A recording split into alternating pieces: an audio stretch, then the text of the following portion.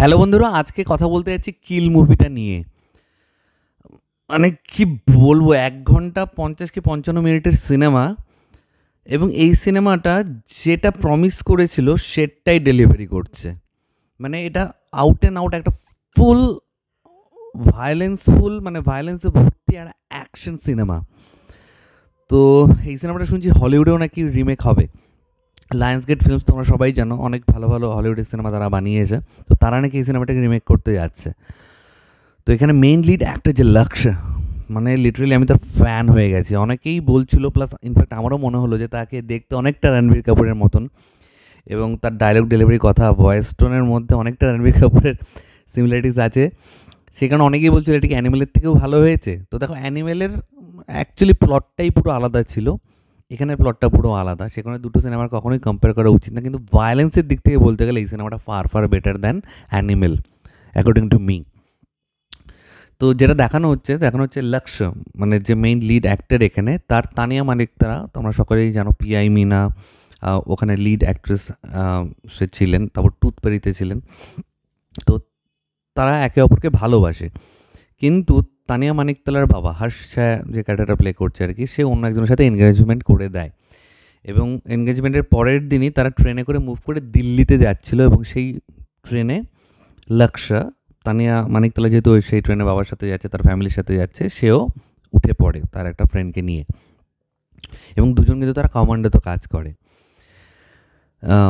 এরপরে দেখানো হয় যে সেই ট্রেনে রাঘব জুয়েলের ক্যারেক্টারের এন্ট্রি হয়, যে কিনা আশিস বিদ্যার্থী প্লাস আরও একটা তাদের বড় গ্যাং আছে, তারা মিলে বিভিন্ন ট্রেনে এরকম লুটপাট প্ল্যান করে, এবং তারা আনফর্চুনেটলি সেই দিল্লির দিকে যে যাচ্ছিলো, যেটাতে লক্ষ্য ছিল, তানিয়া মানিকতলা তার ফ্যামিলি নিয়েছিল, সেই ট্রেনটাতে তারা লুটপাট শুরু করে। এবং 2 ঘন্টার একটা গ্যাপ তারা পায়, যে 2 ঘন্টা ট্রেনটা কোথাও থামবে না, তারা সেই চেন যে টানে ট্রেনকে থামানোর জন্য, সেগুলোও ডিসেবল করে দেয়, কেটে দেয়, প্লাস সকলের মোবাইল জ্যাম করে দেয় তারা। তো পুরো 2 ঘন্টা ট্রেনটা তারা ফ্রি পেয়ে যায়, এবং তারা লুটপাট শুরু করে, এবং করতে গিয়ে তারা বিভিন্ন লোককে খুন করতে শুরু করে। তো এইবার কী করে, লক্ষ্য এবং তার ফ্রেন্ড, তারাও তো যাচ্ছিল, তারা এবার সেই ভিলেনদের এগেনস্টে মারামারি শুরু করে, এবং আলটিমেটলি তারা কি পারবে, কারণ তাদের একটা বড় গ্যাং আছে, 35-40 জনের একটা গ্যাং আছে, তাদের এগেনস্টে লড়তে, এবং আলটিমেটলি কে বাঁচবে কে মরবে, এই হচ্ছে বাকি সিনেমা। তো প্রথম 10-15 মিনিট জাস্ট আমাদের প্লটটা বুঝিয়ে দেওয়া হয়েছে যে কে কী করছে না করছে, তারপর থেকে ফুল টু অ্যাকশন। ইন্টারভেল পয়েন্টের আশেপাশে গিয়ে একটা শকিং মোমেন্ট আসে, তারপর থেকে ভায়োলেন্স আরও লেভেল আপ হয়ে যায়। তো যারা দেখোনি, আমি তোমাদেরকে বলবো কিল সিনেমাটা অবশ্যই দেখো। এই ধরনের সিনেমা যদি বলিউড থেকে সাপোর্ট না পায়, তাহলে বলিউড আর কি করবে, রিমেক সিনেমা বানাবে, নয়তো কী বলবো, কিছু তাদের টিপিক্যাল ফর্মুলা আছে, সেগুলোই তারা বানাবে। অ্যাকচুয়াল ভালো সিনেমাকে তারা কখনোই সাপোর্ট করলো না আর কি।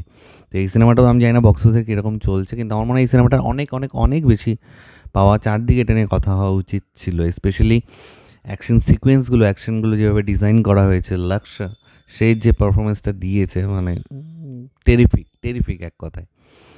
তো ভালো কী কী লাগলো, সবার ফার্স্ট আমি বলেই দিয়েছি বলতে বলতে, যে অ্যাকশন টপ নোচ হলিউড লেভেলের অ্যাকশন আছে এখানে, একটা রানিং ট্রেনে, এবং ট্রেনের ওপরের ছাদের ওপরে কিছু সিকোয়েন্স আছে অসাধারণ এক কথা। ভিএফএক্স একটু উইক কিছু কিছু জায়গায়, কিন্তু স্টিল ম্যানেজেবল, দেখতে ভালো লাগে। দেন যেটা বললাম পারফরমেন্স, এখানে লক্ষ্য দারুণ। লক্ষ্যের যে আর একটা ফ্রেন্ড উঠেছিল, বীরেশ তার ক্যারেক্টারটার নাম ছিল, সেও অসাধারণ অভিনয় করেছে এখানে। তানিয়া মানিকতলার যেইটুকুনি পোর্শন তাকে দেখানো হয়েছে খুব ভালো। হাসতে চাই সেরকম কিছু না করা গেলেও একজন প্যানিক করা রত অবস্থায় একজন বাবা যার 2 মেয়েকে নিয়ে ট্রেনে জার্নি করছে, সেটা ঠিকঠাকই করেছে। আশিস বিদ্যার্থীর ক্যারেক্টারটা ছোট হলেও খুব মানে ইম্প্যাক্টফুল একটা ক্যারেক্টার সে প্লে করেছে। He is a very talented actor. আমি সবসময় বলি যে আশিস বিদ্যার্থীর মতন ক্যারেক্টারকে, এই অ্যাক্টরকে আরও বেশি বেশি করে অপরচুনিটি দেওয়া উচিত, আরও বেশি করে ইউজ করা উচিত। এখন তো ওয়েব সিরিজের জামানা চলে এসছে, তো কেন এত একজন ট্যালেন্টেড অ্যাক্টরকে আমরা ইউজ করবো না? তো এখানে যেটুকুনি পেয়েছে দারুণ। তবে লক্ষ্যকে যোগ্য একদম অপোনেন্ট হিসেবে রাঘব জুয়েল, কে ভেবেছিল যে কিনা ডান্সার থেকে পরে কমেডি এইসব ধরনের রোল করতে করতে সে একজন এরকম ভিলেন হয়ে যাবে। দারুণ করেছে রাঘব জুয়েল এখানে, এক কথা অসাধারণ। তার বডি ল্যাঙ্গুয়েজ, কথাবার্তা, ডায়লগ ডেলিভারির জন্য মানে আরও বেশি মাথা খারাপ হচ্ছিল, মনে হচ্ছিল মার মার মার। কিছু কিছু সিকোয়েন্স এমন আছে অ্যাকশনের, মানে কি বলবো, সে ফায়ার এক্সটিংগুইশারগুলো দিয়ে মাথা থেতলে দেওয়া, ট্রেলার অনেকেই দেখতে পারো, গ্যাস লাইটার দিয়ে মুখ জ্বালিয়ে দেওয়া, কি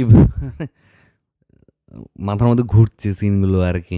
তো এটা অবশ্যই বড় পর্দায় গিয়ে এক্সপিরিয়েন্স করো, তাহলে বুঝতে পারবে যে সিনেমাটার মধ্যে অ্যাকচুয়ালি কী আছে। মানে 2 ঘন্টা পুরো কম্প্যাক্ট, মানে যাদের হার্ড উইক তারা দেখতে যেও না, আমি জানি এটা আমার মা বাবা ওরাও ওই বয়সে কেউ দেখতে হবে না, ইয়াং জেনারেশন এটাকে দেখতে যাওয়া উচিত। যারা অ্যানিমেল সিনেমাটা যারা খুব ভালো বলেছিল, যাদের খুব ভালো লেগেছিলো, তারা please go and watch this movie. Super এক কথা, সুপার, আউট অফ 5 স্টার এই সিনেমাটাকে আমি 4 স্টার দিলাম, এত ভালো লেগেছে আমার। তো এটাই তোমার সাথে শেয়ার করা ছিল। তোমরা যারা কিল মুভিটা দেখে এসো নিচে কমেন্ট সেকশনে জানাও তোমাদের কার কেমন লেগেছে, যারা দেখোনি তারা প্লিজ গো অ্যান্ড ওয়াচ, একবার দেখে আসো একবার। তো এটাই তোমার সাথে শেয়ার করেছিল। ভিডিওটা ভালো লাগলে লাইক কমেন্টের সাথে একদম ভুলো না। চ্যানেলটাকে যারা প্রথমবার দেখছো, নিচে যে রেড সাবস্ক্রাইব বাটন আছে সেখানে ক্লিক করানোর পাশে একটা বেল আইকন আছে, সেখানে ক্লিক করে অল অপশন ক্লিক করে নাও। ঠিক আছে বন্ধুরা, ভালো থেকো সবাই, সাবধানে থেকো সবাই, love you all, take care.